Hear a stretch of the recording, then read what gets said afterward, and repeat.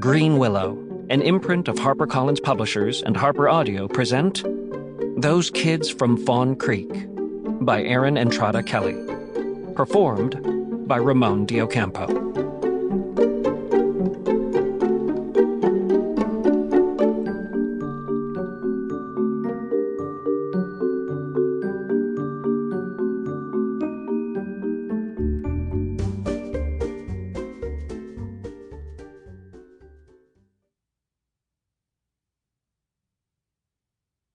To anyone with dreams bigger than their hometowns. Be nice. The world is a small town. Austin Kleon. Week 1. 1. On the day Orchid Mason walked through the door of Fawn Creek K-12, Grayson Broussard's right shoulder ached. A bruise would form there, he could tell. Stupid Trevor.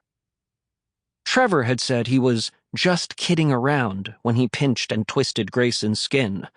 But what kind of kidding is it when one person is laughing and the other wants to crawl into a hole and die? And he'd done it on the way to school, in the truck, with their dad right there, not saying or doing anything. As usual. All because Grayson said he didn't want to go duck hunting.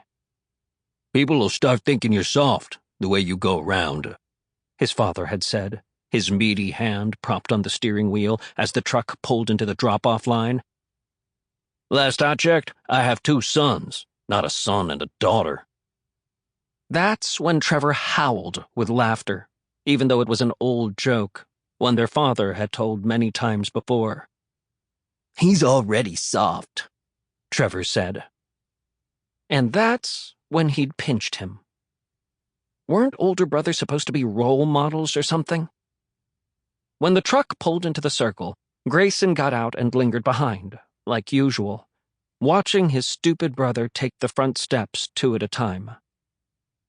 It was Friday, November 1st, and Grayson was going to school just like he'd done every week since the beginning of time, to see the same 11 classmates he'd known since the dawn of man, because in Fawn Creek, the air was hot and humid, the mosquitoes nipped your arms, and nothing ever changed. At that moment, Grayson decided to let his mind float away from school, to the nearby creek. He imagined he was standing toe to water with a fishing rod in his hand. The creek is quiet, and there's no one around but me, the water, and the fish. No father, no brother, no school. Just me. He would have floated through the entirety of the morning if Dorothy hadn't kicked his chair and jolted him back to reality at the beginning of first period English. She did it lightly. Dorothy did everything lightly. But it was enough. That's when he looked up. The pain faded as soon as he saw her. Not really, of course, but it seemed like it. The pinch disappeared. The hurt evaporated. Mr. Agosto tapped his desk with his knuckles, even though everyone was already looking at him, or more accurately, looking at the girl standing by his side. Attention all, Mr. Agosto said, his eyes shining. We have a new student.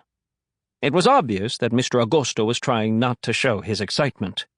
He made the same face when he introduced projects that he thought his students would be into, like writing imaginary letters to dead poets that none of them cared about.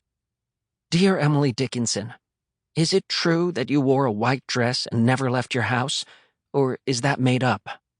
Grayson's letter had said. Even though Grayson didn't care much about Emily Dickinson's poetry, he'd been fascinated by the poet herself. She seemed so mysterious. And now he was fascinated by a new mystery. This girl, standing at the head of the class in a white t-shirt and breezy pleated skirt. Grayson's mother was a seamstress.